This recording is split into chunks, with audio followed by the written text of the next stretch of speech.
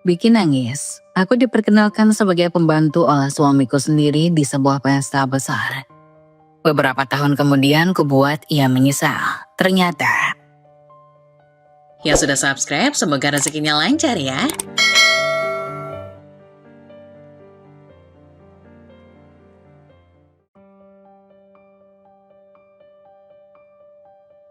Aku masih ingat hari pertama bertemu dengannya, Randy. Hari itu angin sore membawa aroma hujan yang tertinggal di jalanan kota, menciptakan suasana yang tenang namun penuh harapan. Aku sedang sibuk melipat pakaian di toko kecil tempatku bekerja ketika lonceng di atas pintu berbunyi, menandakan kedatangan seorang pelanggan. Dia masuk dengan langkah santai tetapi ada sesuatu dalam cara dia membawa dirinya yang membuat semua orang berhenti sejenak. Ia tinggi, tegap, mengenakan kemeja putih bersih yang dipadukan dengan celana panjang abu-abu dan sepatu kulit hitam yang berkilauan.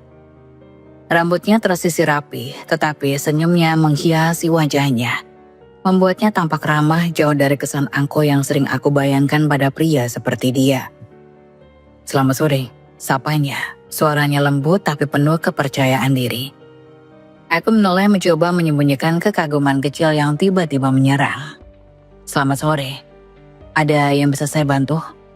Dia tersenyum tipis, lalu mengangkat tangannya untuk menyentuh beberapa kemeja yang tergantung di rak. "Saya mencari sesuatu yang kasual, tetapi tetap terlihat elegan. Mungkin Anda bisa membantu."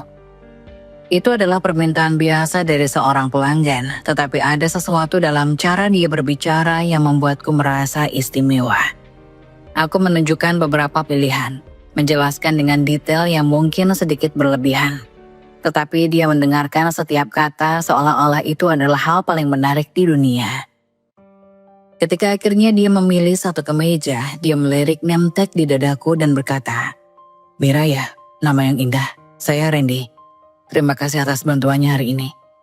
Aku hanya tersenyum, mencoba untuk tetap profesional meskipun hatiku berdegup lebih cepat dari biasanya.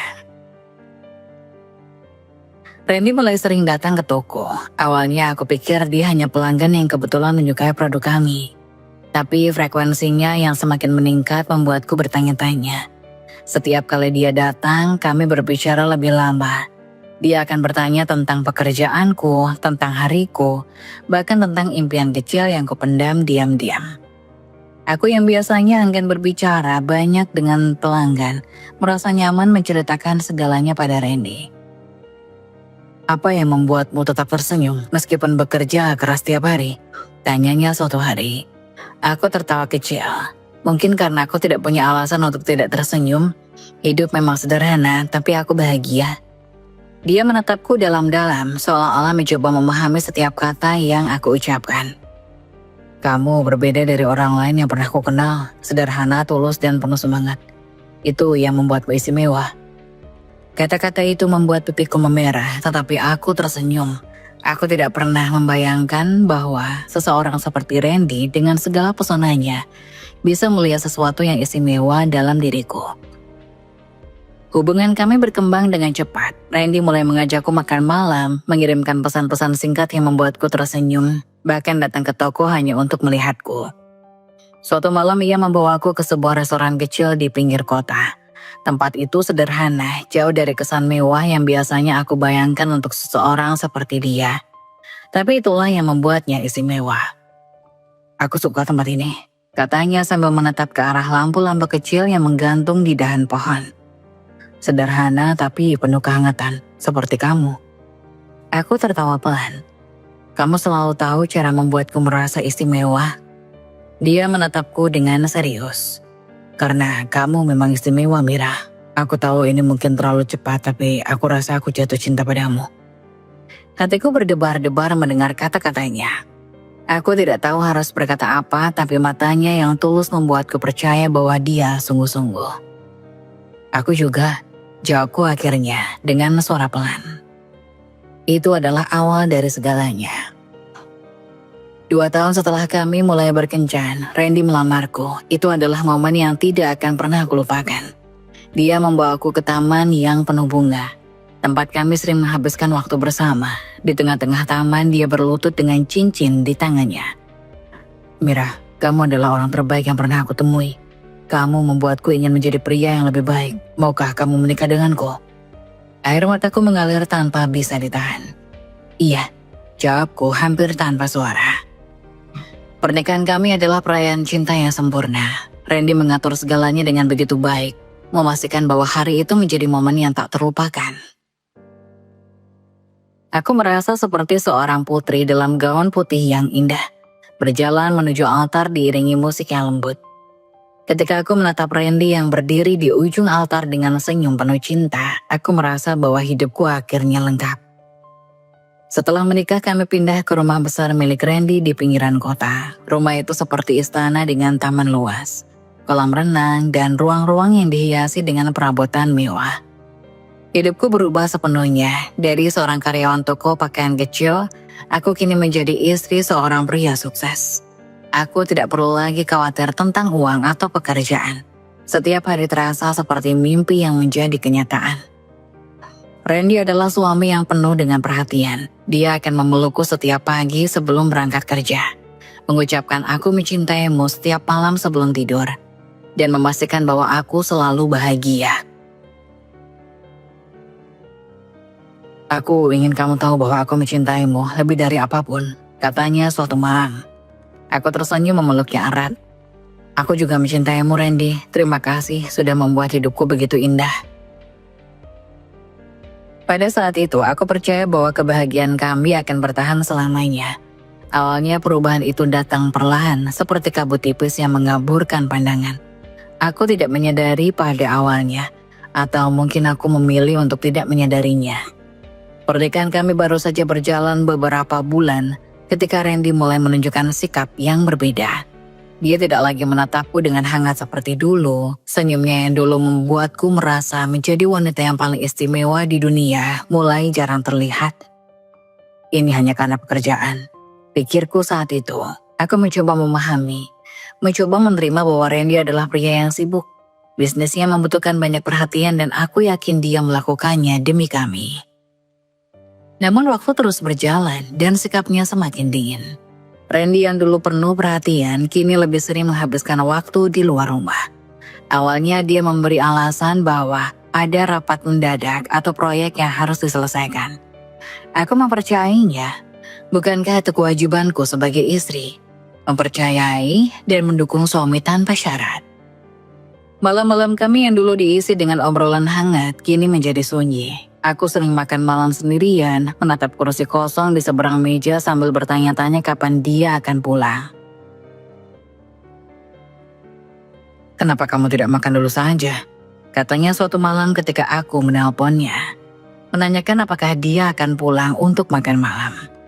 Aku ingin makan bersamamu, jawabku berusaha menahan getaran di suaraku. Aku sibuk, Mira, jangan tunggu aku, ini tidak penting. Jawabnya dengan nada dingin sebelum memutuskan sambungan. Kata-katanya menusuk seperti pisau. Tidak penting. Apakah aku tidak sepenting itu baginya? Ketika akhirnya dia pulang malam itu, aku masih duduk di ruang tamu menunggunya dengan hati yang berat. Dia masuk tanpa ekspresi, meletakkan tas kerjanya dan berjalan melewatiku seolah-olah aku tidak ada. Randy, panggilku pelan. Dia berhenti tapi tidak menoleh. Apa? Kita bisa bicara sebentar. Dia menghela nafas lalu berbalik dengan tatapan yang membuat hatiku sakit. Apa yang ingin kau bicarakan, Mira? Aku lelah, aku baru saja bekerja seharian. Aku merasa kamu berubah. Aku tidak berubah, kamu terlalu berlebihan. Aku bekerja keras untuk kita, Mira, setidaknya hargai itu. Aku terdiam. Air mataku menggenang tapi aku menundukkan kepala agar dia tidak melihat. Aku menghargai usahamu, Randy. Aku hanya merasa kita semakin jauh. Dia tidak menjawab. Sebaliknya dia hanya berjalan menuju kamar tanpa berkata apa-apa lagi. Hari-hari berlalu dan aku semakin merasa kehilangan Randy. Ia mulai jarang berbicara denganku, bahkan ketika dia ada di rumah. Pikirannya tampak melayang entah kemana. Aku mencoba mendekatinya, mencoba memulai percakapan. Tapi dia selalu sibuk dengan ponsel atau laptopnya. Suatu malam aku memberanikan diri untuk bertanya. Randy, apa kamu masih mencintaiku? Tanyaku pelan. Suaraku hampir berbisik. Dia menatapku sejenak lalu tertawa kecil. Tapi tawanya tidak penuh kehangatan seperti dulu. Pertanyaan macam apa itu, Mira? Tentu saja aku mencintaimu. Tapi aku tidak merasa begitu, kataku. Mataku mulai panas. Dia menghela nafas lalu menatapku dengan ekspresi lelah. Mira, cinta itu tidak selalu berarti aku harus ada di sisimu setiap saat. Aku punya tanggung jawab. Kamu harus mengerti itu. Aku mengangguk pelan. Meskipun hatiku terasa seperti dihancurkan sedikit demi sedikit. Apakah aku terlalu menuntut? Apakah aku terlalu berlebihan? Puncaknya terjadi suatu malam ketika aku mencoba membuat suasana rumah lebih hangat. Aku memasak makanan kesukaannya, mendekorasi ruang makan dengan lilin-lilin kecil, berharap bisa menghidupkan kembali momen-momen indah kami. Ketika dia pulang, aku menyambutnya dengan senyum yang sudah lama tidak kulihat di cermin. Selamat datang di rumah, kataku lembut. Dia melihat sekeliling, lalu mengerutkan kening. Apa yang kamu lakukan? Aku hanya ingin membuat sesuatu yang istimewa untuk kita, jawabku, mencoba tetap ceria. Dia menghela nafas, meletakkan tas kerjanya di sofa. Mira, aku lelah, aku tidak punya waktu untuk hal seperti ini.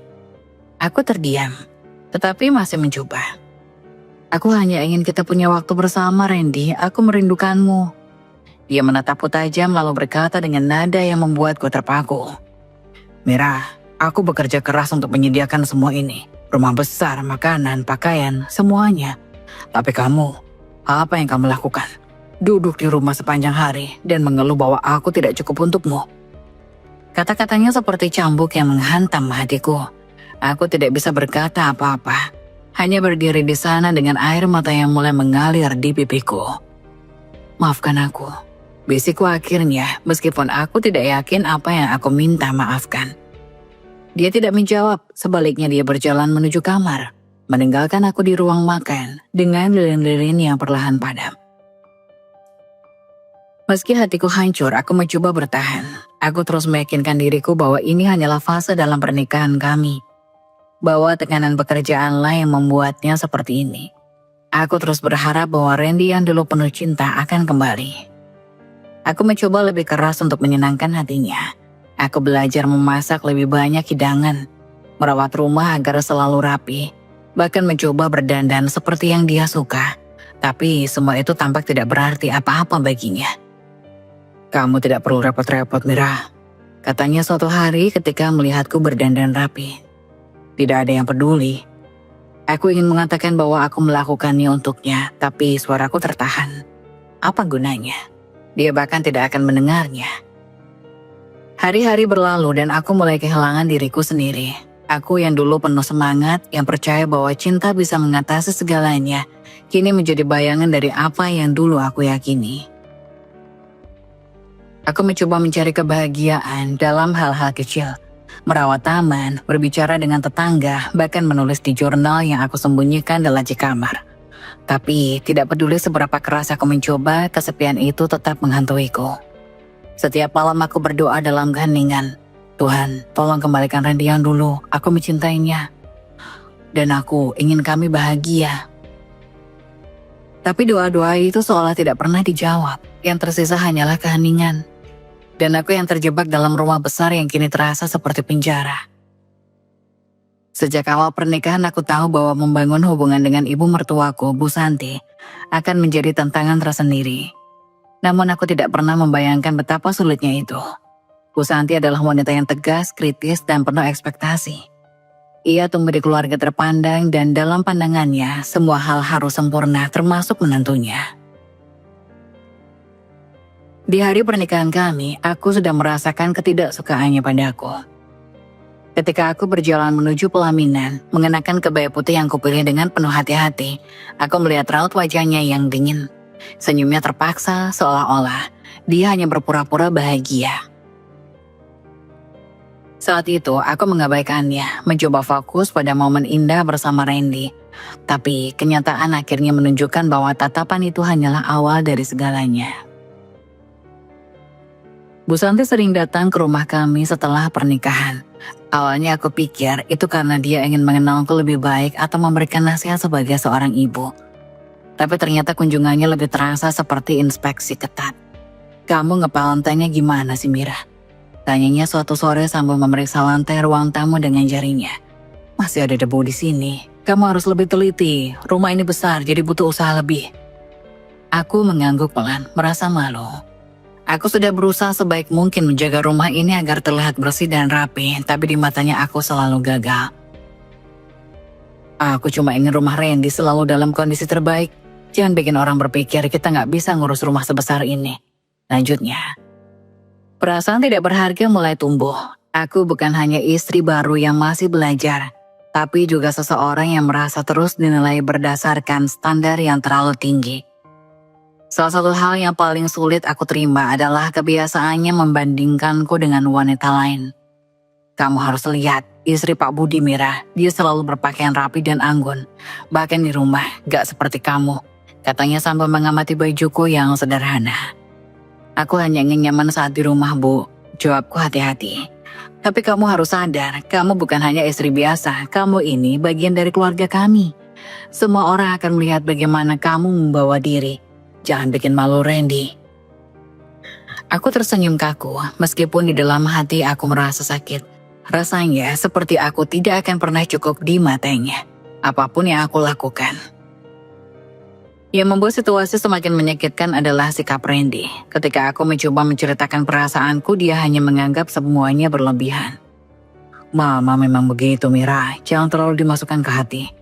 Katanya suatu malam ketika aku mencoba berbicara dengannya. Tapi Randy, dia selalu mengkritikku, apapun yang aku lakukan, dia bilang salah.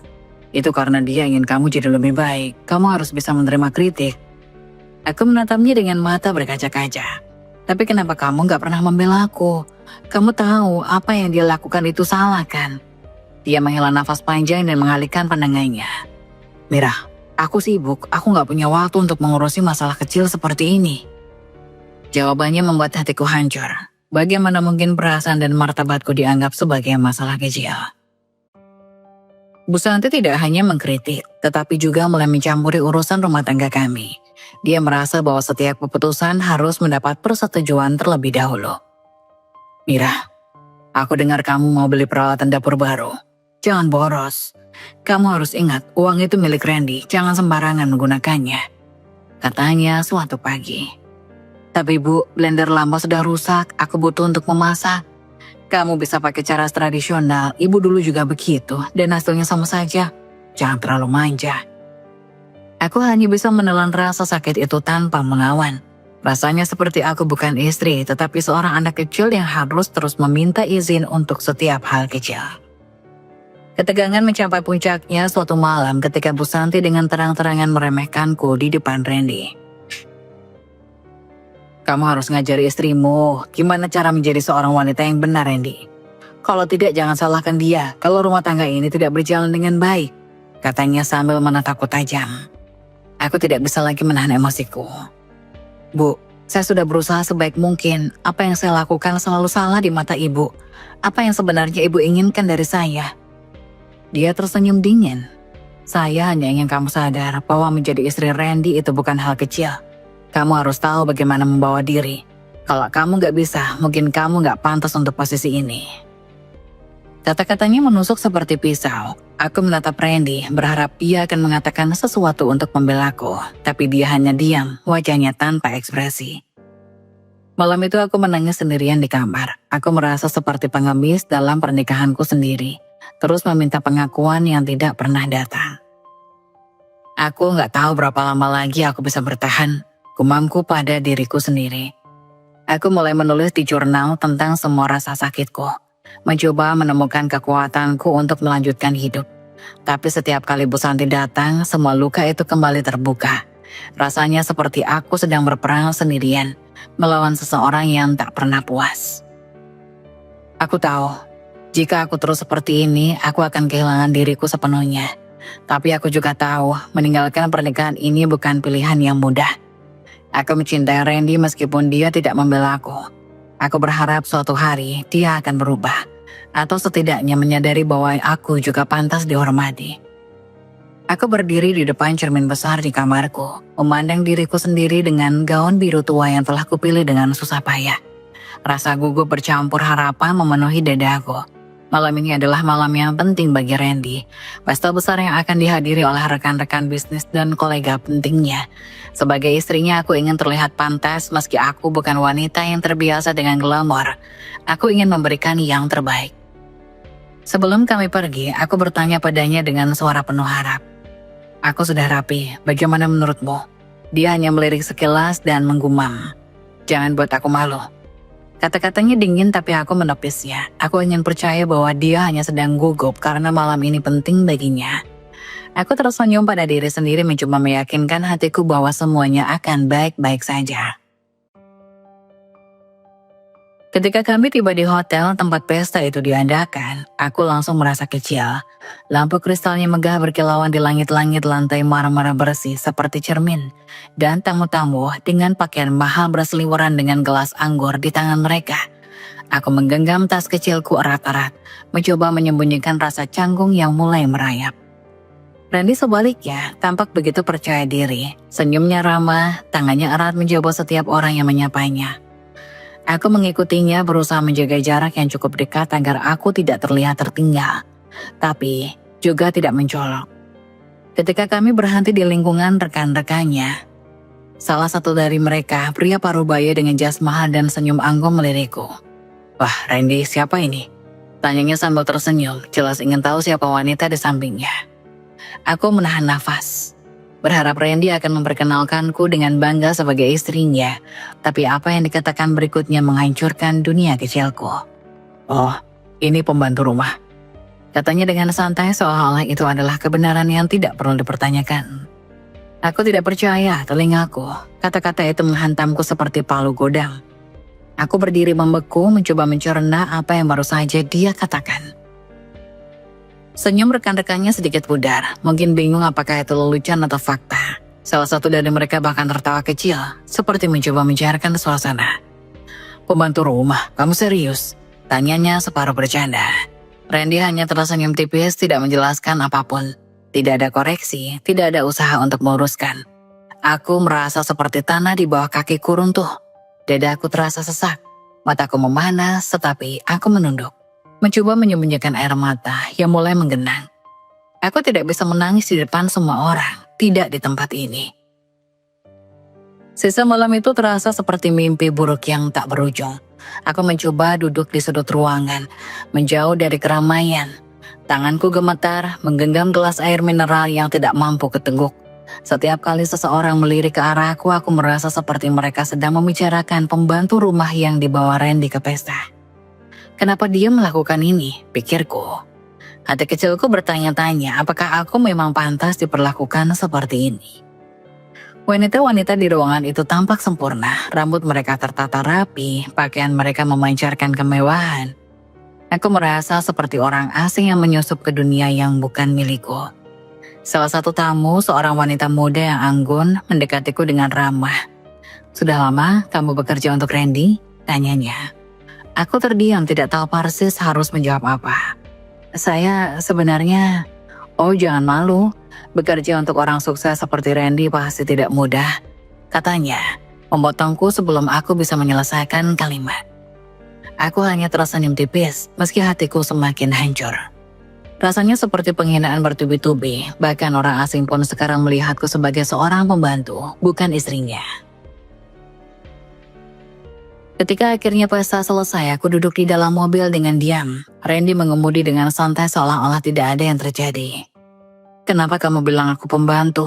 Tanyaku dengan suara pelan nyaris berbisik. Dia hanya mendesah. Kenapa kamu ambil hati? Itu cuma bercanda, Mira. Jangan lebay. Bercanda di depan semua orang. Mereka benar-benar mengira aku pembantumu, Randy. Ya Tuhan, Mira, kamu itu terlalu sensitif. Aku sudah bilang jangan bikin drama. Aku terdiam, menahan tangis yang sudah tak bisa lagi dibendung. Sepanjang perjalanan pulang, hanya suara mesin mobil yang terdengar.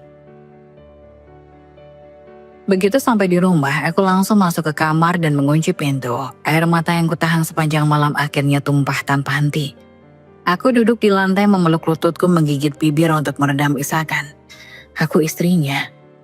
Bisikku pada diriku sendiri, aku istrinya bukan pembantunya. Namun kenyataannya jauh dari itu. Aku tidak lebih dari bayangan di dalam hidupnya, sesuatu yang bisa dia abaikan atau permalukan kapan saja. Rasanya seperti ribuan jarum menusuk jantungku setiap kali mengingat momen itu. Wajah-wajah tamu pesta, tawa kecil mereka, dan komentar wanita tadi berputar-putar di pikiranku.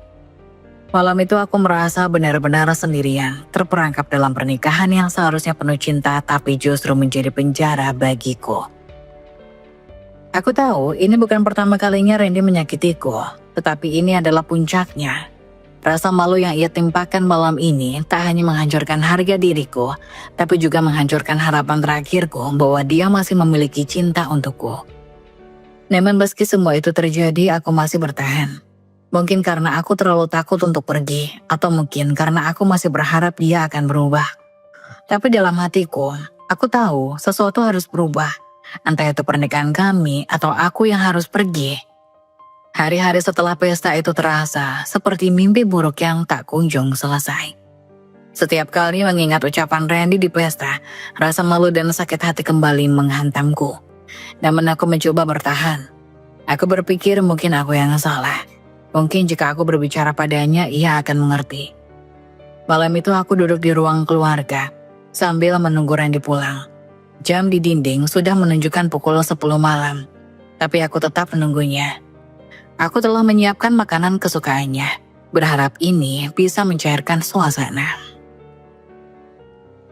Ketika akhirnya pintu terbuka, aku berdiri menyambutnya. Wajahnya tampak lelah, tetapi bukannya menyapaku, ia hanya berjalan melewatiku begitu saja. Randy, aku ingin bicara, kataku mencoba memberanikan diri. Apalagi sekarang. Jawabnya tanpa menoleh. Nadanya terdengar malas. Aku mengikutinya ke sofa, di mana ia menjatuhkan tubuhnya dengan santai sambil membuka ponselnya. Aku ingin kita bicara tentang hubungan kita, kataku dengan suara yang hampir bergetar. Randy melirikku sekilas lalu menghela nafas panjang. Apalagi sekarang, Mira. Aku capek. Tolonglah dengarkan aku. Aku hanya ingin kita kembali seperti dulu. Kamu ingatkan saat kita saling mencintai. Aku menikahimu karena aku pikir kamu akan diam dan mengikuti apa kataku. Potongnya tiba-tiba, membuatku terdiam. Aku pikir kamu akan tahu tempatmu, tapi ternyata kamu terlalu banyak menuntut. Kata-katanya seperti pisau yang menusuk tepat di dadaku. Aku mencoba menahan air mata, tapi suaraku pecah saat berkata, aku hanya ingin sedikit perhatian, Randy. Aku istrimu, aku ingin merasa dihargai. Dia tertawa kecil, tawa dingin yang penuh ejekan. Kamu pikir aku menikahimu karena cinta? Mira, kamu itu cuma gadis kampung yang beruntung bisa menikahi pria kaya. Jangan terlalu banyak berharap. Tanyanya sambil memandangku dengan tatapan sinis. Aku terpaku, tubuhku terasa beku. Kata-katanya menggema di kepalaku, menyayat setiap inci harga diriku. Jadi, selama ini, aku tak sanggup menyelesaikan kalimatku.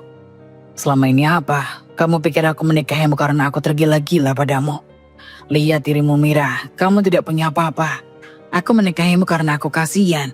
Kamu harusnya bersyukur, bukannya ngeluh. Aku tidak bisa lagi menahan air mata. Air mata mengalir deras di pipiku, tapi Randy tidak peduli. Dia berdiri mengambil gelas anggur dari meja lalu berjalan pergi ke kamarnya, meninggalkanku di ruang tamu dengan hati yang remuk. Malam itu aku duduk sendirian di lantai ruang tamu, memeluk lututku sambil menangis tanpa suara. Aku merasa seperti seluruh duniaku menolakku. Pria yang dulu aku pikir mencintaiku ternyata hanya melihatku sebagai beban. Sebagai seseorang yang tidak lebih dari gadis kampung dalam hidupnya yang gemerlap. Keesokan paginya, aku berharap ada percakapan, permintaan maaf atau bahkan penyesalan dari Randy. Tapi dia bersikap seolah-olah tidak ada yang terjadi. Dia duduk di meja makan, membaca koran sambil menyeruput kopi, tanpa sedikit pun melirik ke arahku. Aku memberanikan diri untuk berbicara lagi. Randy, apa kamu benar-benar tidak peduli padaku? Tanyaku dengan suara serak. Dia melipat koran, menatapku dengan tatapan bosan, lalu berkata, kamu harus belajar menerima kenyataan, Bida. Hidup tidak selalu tentang cinta. Jika kamu tidak bahagia, itu masalahmu, bukan masalahku. Kata-katanya semakin menghancurkan sisa-sisa keberanianku. Aku ingin berteriak, ingin melawan, tapi Aku tidak tahu harus mulai dari mana. Hari itu aku mengurung diri di kamar. Aku menatap bayanganku di cermin. Wajah yang pucat, mata yang bengkak, dan tubuh yang kurus karena stres. Aku tidak bisa mengenali diriku sendiri. Apa yang terjadi pada hidupku? Aku bertanya pada bayangan di cermin. Aku merasa seperti tidak lagi memiliki kekuatan untuk melanjutkan. Tapi di sudut hatiku ada suara kecil yang berkata, "Kamu tidak bisa terus begini, Mira. Kamu harus menemukan cara untuk bangkit. Meski itu berarti meninggalkan semuanya." Aku tahu bahwa percakapan dengan Randy malam sebelumnya adalah titik balik. Dia tidak hanya menghancurkan hati dan harga diriku, tapi juga harapan terakhirku bahwa pernikahan ini masih bisa diselamatkan. Namun aku juga tahu bahwa perjuanganku belum selesai. Aku harus mencari cara untuk menemukan kembali diriku yang hilang di tengah kekejaman dunia yang diciptakan oleh pria yang dulu kucintai. Setelah malam-malam panjang penuh air mata dan hari-hari yang seakan berlalu tanpa harapan, aku akhirnya sadar bahwa aku tidak bisa terus hidup seperti ini. Pernikahanku dengan Randy sudah lama kehilangan makna. Aku bukan lagi seorang istri melainkan hanya penghuni rumah yang tidak diinginkan. Kata-kata, sikap, dan perlakuannya selama bertahun-tahun membuatku menyadari satu hal. Aku harus membebaskan diriku. Keputusan itu tidak datang dengan mudah. Aku berulang kali mencoba meyakinkan diriku bahwa ini adalah langkah yang benar. Namun ada rasa takut yang mengintai. Aku takut akan kehidupan setelah pernikahan ini. Takut pada pandangan masyarakat dan terlebih lagi takut pada kenyataan bahwa aku akan benar-benar sendirian. Malam itu, setelah bertahun-tahun memendam rasa sakit, aku memberanikan diri untuk menghadap Randy. Ia sedang duduk di ruang kerjanya, sibuk dengan ponsel. "Randy, aku ingin bicara," kataku dengan suara mantap meskipun hatiku gemetar. Dia menoleh dengan malas. Ekspresinya dingin seperti biasanya. "Apalagi Mira, aku sedang sibuk. Aku ingin kita cerai." Kata-kata itu keluar dengan lebih tegas daripada yang aku bayangkan. Untuk sesaat dia tampak terkejut tetapi hanya sejenak. Kemudian dia tertawa kecil. Tawa yang syarat dengan ejekan. "Bercerai? Kamu serius? Kamu pikir kamu akan bisa hidup tanpaku?" Tanyanya dengan nada meremehkan. "Aku lebih baik hidup sendiri daripada terus begini," jawabku, mencoba menjaga keberanianku. Kita sudah tidak saling mencintai dan aku tidak ingin terus bertahan hanya untuk dihina. Dia memandangku dengan tatapan dingin lalu berkata, "Baiklah kalau itu yang kamu mau. Tapi jangan pernah menyesali keputusan ini, Mira. Tanpa aku, kamu bukan siapa-siapa." Perceraian berjalan dengan cepat, tanpa perlawanan dari Randy. Dia bahkan tidak mencoba mempertahankan pernikahan kami, seolah-olah itu hanyalah beban yang ingin segera dilepaskannya. Saat kami duduk bersebelahan di kantor pengadilan untuk menandatangani surat-surat, ia menoleh kepadaku dan berkata dengan nada sinis, "Kamu bebas sekarang, Mira, tapi jangan harap hidupmu akan lebih baik tanpa aku." Aku tidak menjawab, aku hanya menatapnya mencoba menahan emosi yang meluap.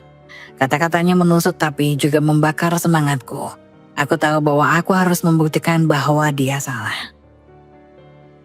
Ketika hakim mengetuk palu sebagai tanda resminya perceraian kami, aku merasakan campuran emosi yang membanjiri diriku. Ada rasa lega karena akhirnya aku terbebas dari hubungan yang menyakitkan ini. Tetapi juga ada rasa sedih karena semua mimpi dan harapan yang pernah kami bangun bersama kini benar-benar hancur. Setelah perceraian, aku mengemasi barang-barangku. Tidak banyak yang aku bawa, hanya beberapa pakaian, foto-foto kenangan masa kecil dan barang-barang pribadi yang berarti bagiku. Rumah megah yang dulu kusebut rumah kini terasa asing. Seperti tempat yang tidak pernah benar-benar menerima keberadaanku. Saat aku melangkah keluar dengan koper kecilku, aku menatap pintu besar itu untuk terakhir kalinya. Aku berjanji pada diriku sendiri bahwa aku tidak akan pernah kembali. Tidak peduli seberapa sulit hidupku nanti. Randy berdiri di ambang pintu menatapku dengan ekspresi yang sulit diartikan. "Semoga beruntung, Mira," katanya dengan nada yang terdengar lebih seperti ejekan daripada harapan tulus. Aku tidak menjawab, aku hanya melangkah pergi meninggalkan semua kenangan pahit di belakangku. Hidup setelah perceraian tidaklah mudah. Aku kembali ke apartemen kecil yang dulu kusewa sebelum menikah. Dindingnya yang sempit dan perabotan sederhana mengingatkanku pada masa-masa ketika aku masih bekerja di toko pakaian. Aku mulai mencari pekerjaan lagi meskipun sudah bertahun-tahun aku tidak bekerja. Banyak perusahaan menolak aplikasiku karena aku tidak punya pengalaman baru. Tapi aku tidak menyerah. Aku tahu bahwa aku harus membuktikan pada diriku sendiri bahwa aku bisa bertahan tanpa bantuan apapun. Hari-hariku dipenuhi dengan kerja keras, tapi juga refleksi mendalam. Aku mulai menyadari bahwa hidupku selama ini diatur oleh orang lain, Randy, mertuaku, bahkan ekspektasi masyarakat. Aku ingin hidup untuk diriku sendiri, tanpa harus memuaskan harapan orang lain. Meskipun perjalanan ini penuh dengan tantangan, aku mulai menemukan kembali diriku yang dulu. Aku mulai merasa kuat meskipun lambat.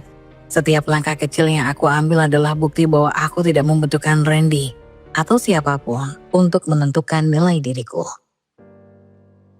Di dalam hatiku, aku tahu bahwa perjalanan ini baru saja dimulai. Tetapi untuk pertama kalinya dalam waktu yang lama, aku merasa bahwa aku memiliki kendali atas hidup. Dan itu adalah kemenangan kecil yang sangat berarti. Hari-hari setelah perceraian adalah masa-masa penuh perjuangan. Ketika aku melangkah keluar dari kehidupan mewah yang telah kuciptakan bersama Randy, aku merasa seolah-olah memulai hidup dari awal. Dari titik yang paling rendah. Aku tidak punya banyak uang, tidak ada dukungan dari siapapun, dan yang tersisa hanya diriku yang hancur penuh luka. Namun dalam hati yang terluka itu aku menyadari satu hal. Aku tidak akan pernah membiarkan diriku terjatuh begitu dalam lagi. Aku harus bangkit. Aku memulai hidup baru dengan bekerja sebagai penjual makanan kecil di pinggir jalan. Tempatku tidak besar, hanya sebuah gerobak sederhana yang aku dorong setiap pagi. Berjualan di tempat yang cukup ramai, berharap ada orang yang tertarik membeli.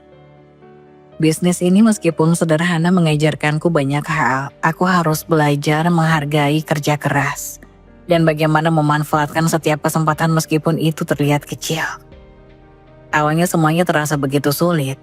Beberapa hari pertama aku bahkan tidak bisa menjual satupun produk.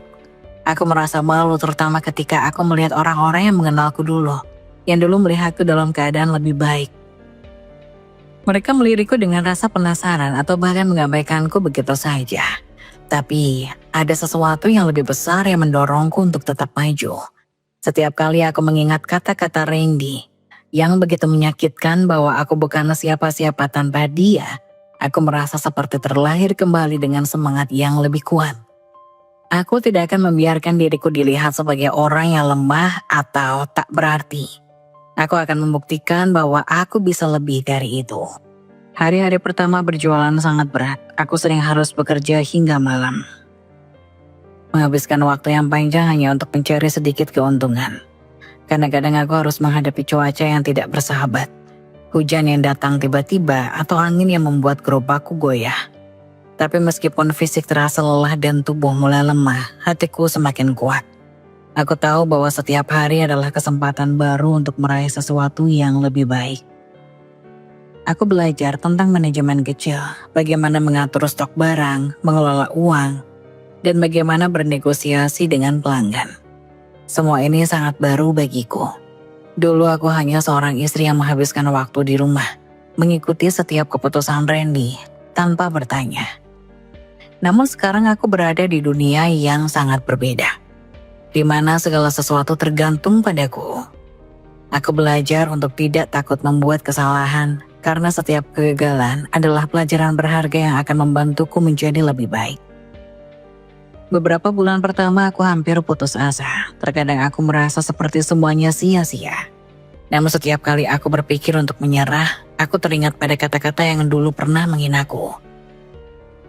Tanpa aku kamu bukan siapa-siapa, kata Randy, terngiang jelas di telingaku. Aku tahu aku harus melawan untuk diriku sendiri. Aku harus buktikan bahwa dia salah, bahwa aku bisa sukses tanpa dia. Suatu hari saat aku berjualan di pinggir jalan, seorang wanita tua mendekatiku. Matanya berbinar-binar dan dia tampak tertarik dengan makanan yang kujual. Aku memberinya senyum terbaik yang bisa aku berikan, meskipun hatiku masih penuh dengan kegelisahan. Anakku, makananmu terlihat enak. Kata wanita itu, aku ingin coba yang ini. Aku melayani wanita itu dengan penuh semangat. Meskipun dalam hati aku merasa cemas apakah makanannya akan cukup enak untuk membuatnya kembali. Ternyata dia menyukainya. Setiap hari setelah itu dia datang kembali, bahkan membawa beberapa temannya. Ia mulai memperkenalkan aku kepada orang-orang yang sering lewat di sekitar tempat jualanku. Dia memberitahu mereka bahwa makanan yang aku jual dan tak lama setelah itu pelangganku mulai bertambah. Dari situ aku belajar sesuatu yang sangat penting. Tidak ada yang lebih berharga daripada saling mendukung. Wanita tua itu dengan segala kebaikannya memberiku semangat yang tak terduga. Kadang kita butuh hanya sedikit dorongan dari orang lain untuk percaya bahwa kita bisa mencapai lebih dan benar seiring waktu usaha kecil mulai menunjukkan hasil. Dengan kesabaran dan kerja keras, aku akhirnya mulai merasakan buah dari perjuanganku. Pelanggan datang dan keuntungan yang kuterima semakin meningkat. Aku memutuskan untuk mulai memperbaiki tempat jualanku, membeli peralatan yang lebih baik dan merancang menu yang lebih variatif. Setiap langkahku terasa lebih percaya diri. Karena aku tahu bahwa aku bukan lagi orang yang terhina. Aku adalah seorang pejuang yang berjuang untuk masa depan. Namun meskipun usahaku mulai berkembang, ada kalanya aku merasa kesepian. Aku kadang merindukan masa-masa ketika hidup terasa lebih mudah. Ketika aku tidak harus menghadapi semuanya sendirian. Tapi saat-saat seperti itu hanyalah sementara. Aku belajar untuk tidak terlalu banyak mengingat masa lalu. Karena itu hanya untuk menghentikan langkahku. Dengan waktu, bisnisku semakin berkembang. Aku mulai menyewa tempat yang lebih besar dan merekrut beberapa karyawan. Setiap pagi aku bangun lebih pagi dari sebelumnya, penuh semangat untuk meraih lebih banyak. Hidupku yang dulu penuh dengan penghinaan dan kesedihan kini berubah menjadi perjuangan yang berarti. Aku tak lagi dilihat sebagai gadis kampung yang tak punya apa-apa. Kini, aku adalah seseorang wanita mandiri yang mampu mengubah nasibnya sendiri. Di dalam diriku, aku tahu satu hal pasti. Meskipun perjalanan ini panjang dan penuh tantangan, aku akan terus berjuang untuk masa depan yang lebih baik, tanpa menoleh ke belakang. Saat aku terus berjuang untuk membangun hidupku yang baru, Randy suamiku yang dulu kaya raya dan penuh kebanggaan, perlahan merasakan dampak dari keputusannya yang dulu. Bisnis besar yang ia banggakan kini mulai terpuruk. Rekan-rekan bisnisnya yang dulu ia anggap sebagai sahabat mulai mundur satu persatu. Mereka mulai melihat bahwa Randy bukan lagi sosok yang mampu menggerakkan roda perusahaan seperti dulu. Aku mendengar kabar ini secara tidak sengaja saat aku sedang berbicara dengan salah satu pelanggan yang kebetulan bekerja di industri yang sama dengan Randy. Mereka mengeluh tentang kebangkrutan yang mengancam perusahaan tempat Randy bekerja. Randy benar-benar terjerat hutang. Dia selalu bisa membeli apapun yang dia inginkan dulu. Tetapi sekarang, kata pelanggan itu, sekarang dia bahkan tak bisa membayar hutangnya. Kabar itu seperti petir yang menyambar. Di satu sisi ada perasaan lega dan aneh. Seperti aku telah terbebas dari belenggu masa lalu. Namun di sisi lain aku merasa sedikit iba. Aku tahu persis bagaimana rasanya berada dalam posisi yang sangat rendah. Hari-hari berlalu dan kabar mengenai kebangkrutan Randy semakin meluas. Aku mendengar tentangnya dari teman-teman lama kami yang dulunya terkesan dengan gaya hidup mewah yang ia pamerkan. Namun sekarang mereka berbalik menjauh, menghindarinya, bahkan membicarakan masa lalu dengan jijik. Randy yang dulu dihormati dan dijunjung tinggi kini mulai merasakan bagaimana rasanya berada di posisi terendah. Hutang yang menumpuk membuat Randy tidak bisa lagi mempertahankan gaya hidupnya. Rumah megah tempat kami dulu tinggal yang selama ini menjadi simbol kesuksesan dan kemewahannya akhirnya dijual. Keputusan itu bukan hanya untuk membayar sebagian dari hutang-hutangnya, tetapi juga untuk bertahan hidup. Rumah yang dulu kami banggakan, yang dulu menjadi tempat berkumpulnya tamu-tamu penting, kini kosong dan dijual untuk menutup kebangkrutan yang semakin mendalam. Aku tidak bisa menahan diri untuk tidak merasakan sedikit kasihan. Namun perasaan itu segera hilang begitu aku mengingat semua hinaan dan penghinaan yang pernah aku terima darinya. Betapa ia memperlakukanku dengan begitu kejam, memperlihatkan sikap yang merendahkan diriku, bahkan di depan orang-orang terdekat kami. Kini semua itu kembali ke dirinya. Keadilan meski lambat akhirnya datang. Beberapa bulan setelah perceraiannya, saat aku mulai merasakan stabilitas dalam hidupku, tiba-tiba aku mendengar ketukan pintu di apartemen kecilku. Aku terkejut ketika membuka pintu dan melihat Randy berdiri di depan pintu dengan ekspresi yang berbeda dari biasanya. Tidak ada lagi sikap arogan yang dulu selalu ia tampilkan. Matanya tampak kosong, wajahnya lelah dan kusam.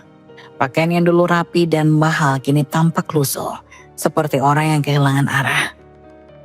"Aku butuh bicara denganmu," katanya dengan suara yang serak. Aku hanya menatapnya, tidak langsung menjawab. Semua kenangan buruk tentang dirinya kembali muncul dalam pikiranku. Mengingatkan betapa ia memperlakukanku sebagai barang yang tak berharga. "Apa yang kamu inginkan?" tanyaku akhirnya, meskipun nada suaraku lebih dingin dari yang aku rasakan.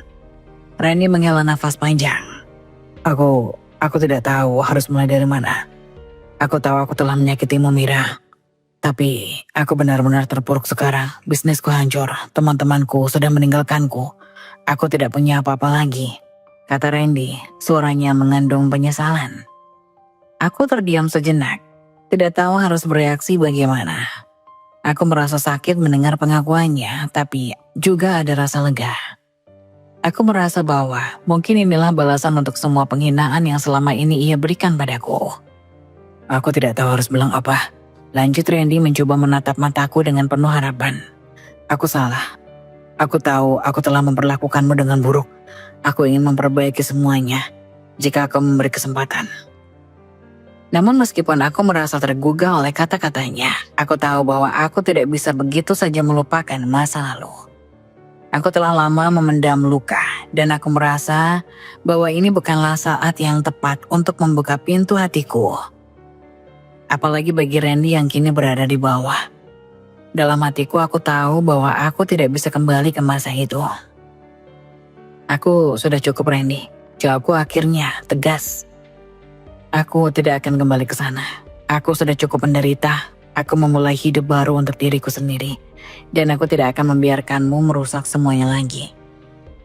Randy terdiam, wajahnya penuh penyesalan. Aku melihatnya mundur perlahan. Wajahnya semakin tertunduk.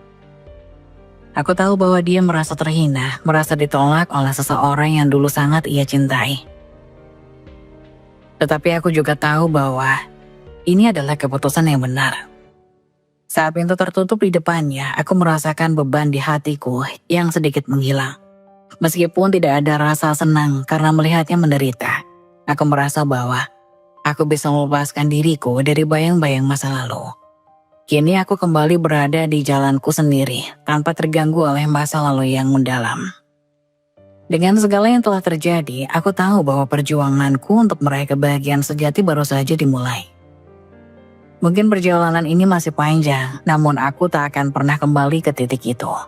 Aku akan terus maju karena kini aku tahu bahwa hidupku ada di tanganku sendiri. 4 tahun setelah perceraian, hidupku kembali berubah. Aku tidak lagi mengenang masa lalu dengan kesedihan yang mendalam, tetapi sebagai pelajaran yang menguatkanku. Bisnis kecil yang dulu aku mulai dari nol kini berkembang pesat. Usaha yang bermula dari jualan makanan di pinggir jalan, kini telah bertransformasi menjadi jaringan restoran yang semakin dikenal luas. Aku memulai membuka cabang pertama di pinggiran kota, dan kini aku sudah memiliki beberapa cabang yang tersebar di berbagai lokasi strategis. Tentu, perjalanan menuju kesuksesan ini tidak mudah. Aku harus bekerja lebih keras daripada sebelumnya. Berhadapan dengan banyak rintangan yang datang silih berganti. Aku belajar untuk menjadi seorang pemimpin, menyusun strategi, dan memimpin tim yang besar. Setiap hari aku menghadapi tantangan baru, tapi aku tidak lagi merasa takut. Sebaliknya, aku merasa diberdayakan, merasa bahwa aku memiliki kendali atas hidupku. Sebagai pemilik bisnis, aku tahu bahwa aku tidak hanya mengelola restoran, tetapi juga mengelola kehidupan. Aku harus memastikan bahwa setiap keputusan yang kuambil berkontribusi pada kesuksesan jangka panjang. Setiap pertemuan dengan calon investor, setiap keputusan tentang menu yang akan ditawarkan, Setiap langkah dalam pengembangan restoran, semua aku lakukan dengan sepenuh hati. Aku berfokus pada kualitas dan pelayanan yang memuaskan pelanggan, dan itu mulai membuahkan hasil. Aku pindah ke kota besar, tempat yang dulunya terasa seperti impian yang jauh. Kini aku tinggal di apartemen mewah dengan pemandangan yang menakjubkan. Hidupku tidak lagi dipenuhi dengan keraguan dan ketidakpastian, melainkan dipenuhi dengan rasa percaya diri yang kuat. Orang-orang yang dulu meremehkanku kini mulai melihatku dengan mata yang berbeda. Mereka melihatku sebagai sosok yang sukses, yang mampu bangkit dan meraih apa yang aku inginkan. Namun meskipun dunia luar menganggap aku telah berhasil, aku tetap menjaga rasa rendah hati. Aku tahu betul dari mana aku berasal dan apa yang telah aku lalui untuk sampai di sini. Tidak ada rasa kesuksesan yang datang begitu saja tanpa kerja keras. Dan aku menghargai setiap langkah yang telah aku tempuh. Aku tak pernah lupa pada perjuanganku saat berjualan di pinggir jalan, saat aku berjualan menghadapi hujan dan panas, dan saat aku merasa hampir menyerah. Semua itu adalah bagian dari diriku yang akan selalu aku ingat. Meskipun kini aku menikmati kehidupan yang lebih nyaman, aku tetap merasa bahwa aku harus memberi lebih. Aku mulai terlibat dalam kegiatan sosial, menyumbangkan sebagian dari hasil bisnis untuk membantu mereka yang kurang beruntung. Sama seperti dulu, aku pernah merasa terpinggirkan dan terabaikan. Aku ingin memberikan harapan bagi mereka yang merasa tak berdaya. Orang-orang mulai mengenal namaku. Aku sering diundang untuk berbicara di seminar-seminar bisnis. Berbagai cerita tentang bagaimana aku bisa mengubah hidupku. Ada banyak yang terinspirasi olehku, dan aku merasa bangga bisa memberi dampak positif bagi orang lain. Tetapi juga karena perjuanganku yang tanpa henti. Banyak yang menganggapku sebagai simbol ketahanan dan kekuatan, seorang wanita yang mampu bangkit dari keterpurukan dan meraih apa yang dia impikan. Namun meskipun semuanya tampak indah di luar, aku tahu bahwa kesuksesan ini datang dengan harga yang tidak murah. Aku telah meninggalkan banyak hal dalam perjalanan ini. Hubungan dengan keluarga besar yang dulu aku anggap sebagai bagian dari hidupku, kini terasa semakin jauh. Aku tak lagi memiliki banyak teman dekat karena sibuknya aku dengan pekerjaan. Tapi dalam hati aku tahu bahwa perjalanan ini adalah perjalanan pribadi yang harus aku jalani sendiri. Aku tidak menyesal dengan keputusan yang telah aku ambil, meskipun itu berarti harus mengorbankan banyak hal yang dulu aku anggap penting. Di tengah kesuksesan yang kurai, ada satu hal yang selalu menghantui pikiranku. Aku sering merasa rindu dengan masa lalu, meskipun aku tahu itu adalah bagian yang harus kubiarkan pergi. Rindu akan kehidupan yang lebih sederhana. Rindu akan ketulusan dalam diri orang-orang yang dulu kucintai. Aku rindu dengan senyum ibu, meskipun dia sering memperlakukan aku dengan dingin. Aku juga rindu pada masa-masa saat aku berjalan kaki bersama teman-temanku. Saat kami berbagi tawa meski hidup kami penuh dengan kekurangan. Namun aku tahu bahwa aku tak bisa kembali ke masa itu. Waktu terus berjalan dan hidup harus diteruskan. Aku tak lagi bisa hidup dalam bayang-bayang masa lalu. Aku harus terus maju. Karena aku tahu bahwa hidup yang kuinginkan adalah hidup yang kubangun dengan tanganku sendiri. Bukan yang diberikan oleh orang lain. Aku tidak ingin tergantung pada masa lalu atau kenangan yang tidak bisa kembali. Aku ingin merayakan pencapaian-pencapaian baru, merencanakan masa depan yang lebih baik, dan menginspirasi orang lain untuk melakukan hal yang sama. Aku adalah contoh nyata bahwa meskipun hidup penuh dengan kesulitan dan rintangan, kita tetap memiliki pilihan untuk bangkit dan meraih apa yang kita inginkan. Aku telah melampaui semua rasa sakit yang pernah kuterima. Aku telah membuktikan bahwa aku bisa menjadi lebih dari sekedar perempuan yang dilupakan oleh dunia. Aku adalah seorang pejuang yang tak pernah menyerah, yang selalu mencari cara untuk meraih mimpi, meski itu berarti harus berjuang seorang diri. Kini aku berdiri di atas kaki sendiri, dengan kepala tegak dan hati yang lebih kuat dari sebelumnya. Aku adalah bukti bahwa dari setiap kehancuran bisa lahir sebuah kebangkitan yang luar biasa.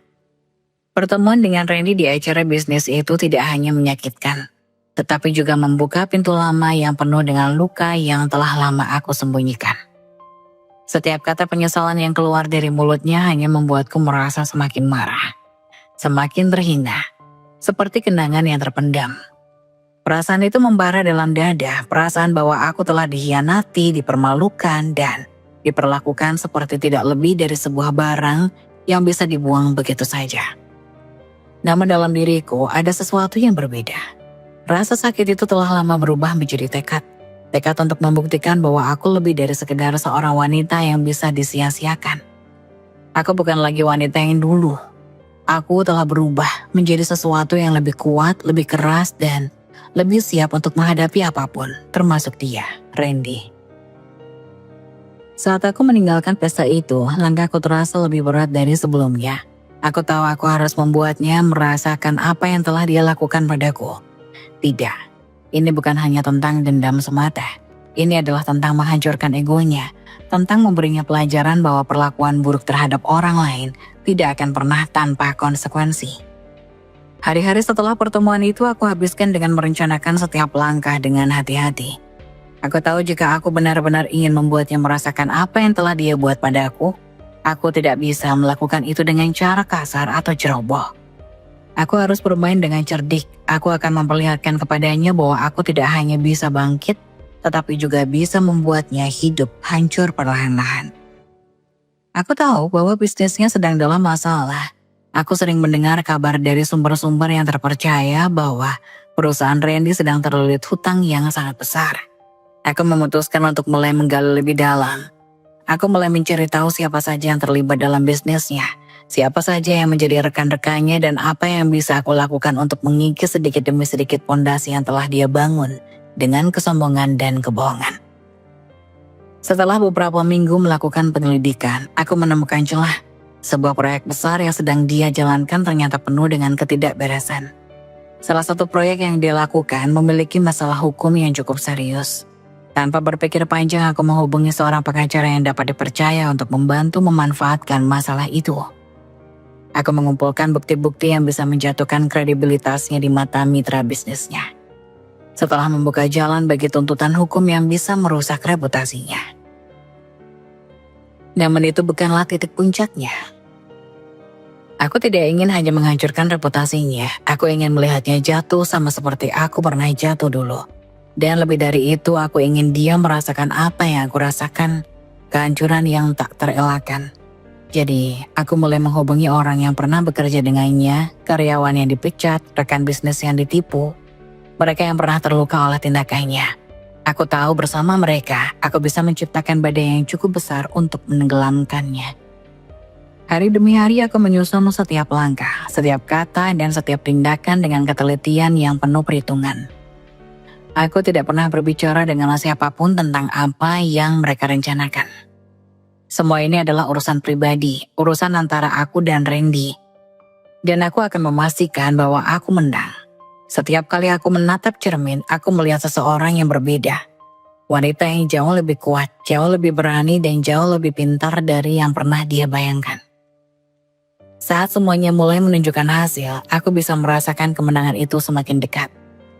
Proyek besar yang dia andalkan tiba-tiba terhenti karena masalah hukum yang aku ekspos. Kredibilitasnya di mata para mitra bisnisnya mulai dipertanyakan. Dan beberapa orang mulai menarik diri dari proyek tersebut. Aku tahu langkah-langkah kecil ini akan berlanjut hingga dia tak lagi bisa berdiri di atas kakinya. Pada suatu malam, aku melihatnya kembali. Randy yang dulu arogan dan percaya diri, kini tampak seperti pria yang telah kehilangan segalanya. Aku tahu saat ini dia baru mulai merasakan dampak dari tindakanku. Dia mulai merasakan betapa rapuhnya dunia yang dibangunnya dari kebohongan dan penipuan. Aku melihatnya berdiri di luar kantornya menatap kosong ke arah jalan yang sepi. Aku tahu dia sedang memikirkan semua yang hilang. Semua yang telah dia buat rusak, dan itu semua berkat aku. Namun aku tidak pernah puas. Rasa puas itu hanya datang saat aku melihatnya benar-benar terpuruk. Saat dia merasakan betapa sepinya dunia ini tanpa orang-orang yang pernah dia anggap tak berguna. Aku tidak bisa hanya berhenti di sini. Aku ingin dia tahu bahwa dia tidak bisa menghancurkan hidupku tanpa membayar harga yang setimpal. Dengan setiap langkah yang aku ambil, aku merasa lebih dekat untuk mendapatkan keadilan yang aku inginkan. Dulu, aku adalah wanita yang dihina, dilecehkan, dan disakiti oleh pria yang pernah aku cintai. Sekarang aku adalah wanita yang telah mengambil kendali atas hidupnya sendiri. Aku tidak lagi takut, tidak lagi rapuh. Dan setiap langkah yang aku ambil untuk menghancurkan hidupnya adalah langkah menuju kebebasanku. Langkah menuju pemulihan atas semua rasa sakit yang dia sebabkan. Aku tahu, mungkin ada orang yang berpikir aku terlalu kejam. Tetapi aku tidak peduli. Ini bukan soal balas dendam semata. Ini adalah tentang merasakan kembali kendali atas hidupku. Tentang memberi pelajaran kepada seseorang yang sudah terlalu lama bermain dengan perasaan orang lain. Menghancurkan impian dan menghina orang yang dianggapnya lebih rendah. Dan di saat itu, saat aku melihat Randy berjuang untuk bertahan di dunia yang kini terasa sangat asing baginya, aku tahu bahwa aku telah menang. Saat itu aku berdiri di depan Randy untuk pertama kalinya. Aku merasakan kekuatan yang luar biasa dalam diriku. Semua perasaan yang selama ini terpendam, semua rasa sakit, kesedihan, kemarahan, dan penghinaan yang aku terima, tertuang begitu saja. Ada saat-saat ketika aku merasa kehilangan segalanya. Ketika aku merasa seolah hidupku tak lagi berarti. Tapi kini aku berdiri di sini dengan perasaan yang sangat berbeda. Aku bukan lagi wanita yang dulu, wanita yang disia-siakan, wanita yang tak dihargai. Aku adalah wanita yang telah membangun hidupnya kembali. Lebih kuat, lebih berani, dan lebih bijak daripada sebelumnya. Randy berdiri di depanku, tampak lebih lemah dari sebelumnya. Ia mengenakan jas yang dulu membuatnya tampak begitu gagah, namun kini tampak lusuh dan kumuh. Rambutnya berantakan, matanya kosong. Aku melihat bahwa hidupnya telah berbalik arah. Apa yang dulu ia banggakan kini perlahan runtuh. Dan di saat itu aku memutuskan bahwa ini adalah waktu yang tepat untuk melepaskan segala perasaan yang selama ini kutahan. Aku menatapnya dalam-dalam dan mulutku terasa kering. Tapi aku tahu aku harus bicara. Semua yang aku pendam, semua yang tidak pernah terucapkan harus keluar. Dulu aku percaya padamu, Randy, kataku. Suaraku bergetar. Aku percaya kita bisa membangun hidup bersama. Aku tahu hidup kita tidak akan selalu mudah, tapi aku selalu siap menjalani semuanya bersama kamu. Aku yang dulu hanya seorang gadis kampung percaya pada janji-janji yang kamu ucapkan. Aku bahkan siap meninggalkan hidupku yang sederhana demi bersamamu. Tapi apa yang kau lakukan padaku? Apa yang kamu lakukan ketika kamu merasa bahwa aku bukan lagi orang yang pantas berdampingan denganmu? Aku berhenti sejenak, menarik nafas panjang dan lanjutkan dengan suara yang lebih keras. Di pesta itu kamu memperkenalkanku sebagai pembantu. Kamu memalukan aku. Di depan semua orang kamu merendahkan aku, memperlakukan aku seperti aku bukan siapa-siapa. Kamu pikir itu lucu?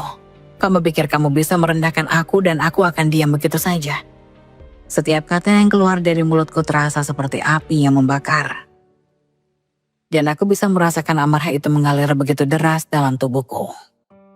Dia mulai membuka mulutnya mencoba untuk bicara, tapi aku tidak memberikannya kesempatan. Aku sudah terlalu membungkam semua perasaan ini, dan sekarang aku tak akan membiarkan dia memperkecil apa yang aku rasakan. Jangan coba bicara, Randy. Jangan coba mencari alasan atau pembelaan. Apa yang kamu lakukan itu jahat, dan kamu tahu itu.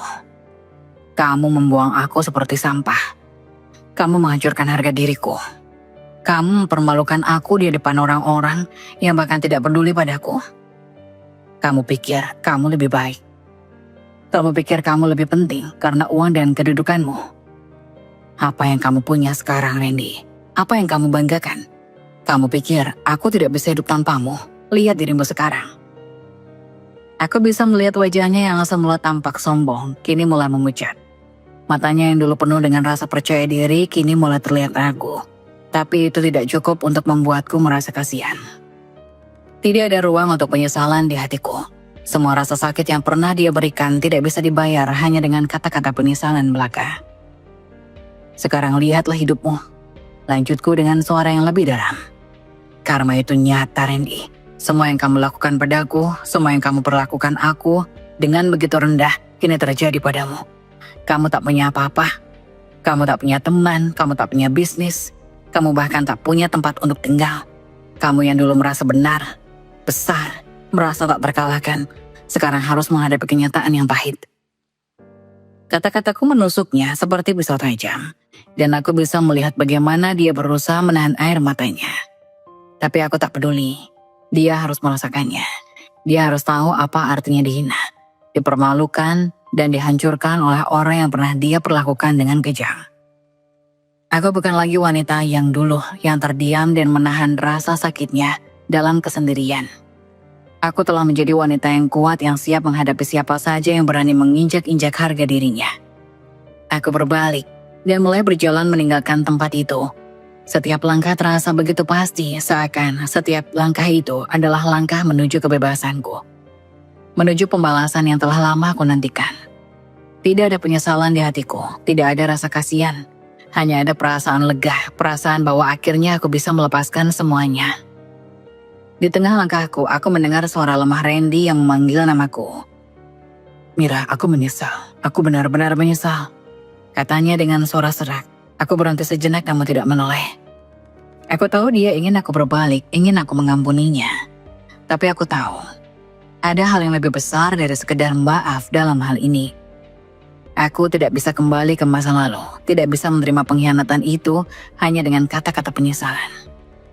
"Kamu terlambat, Randy," jawabku dengan suara yang tenang namun penuh kekuatan. "Kamu tidak layak untuk itu. Kamu tidak layak untuk mendapatkanku lagi. Aku sudah cukup." Aku pergi. Aku melangkah keluar dari kehidupannya dengan kepala tegak, tanpa menoleh sedikit pun ke belakang. Saat itu aku tahu bahwa apa yang aku lakukan bukan hanya untuk membalas dendam, tetapi untuk membebaskan diriku dari bayang-bayang masa lalu yang begitu kelam. Aku sudah cukup menderita, dan kini aku telah menemukan kedamaian yang kutunggu-tunggu. Semua rasa sakit yang dia sebabkan kini telah berubah menjadi kekuatan yang membawaku menuju kehidupan yang lebih baik. Saat aku menatap ke cermin di pagi hari, wajahku memancarkan kebahagiaan yang baru. Tidak ada lagi rasa takut atau ketidakpastian yang menghantui.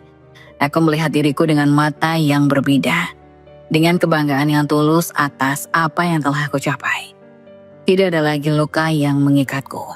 Tidak ada lagi bayang-bayang masa lalu yang menghantuiku.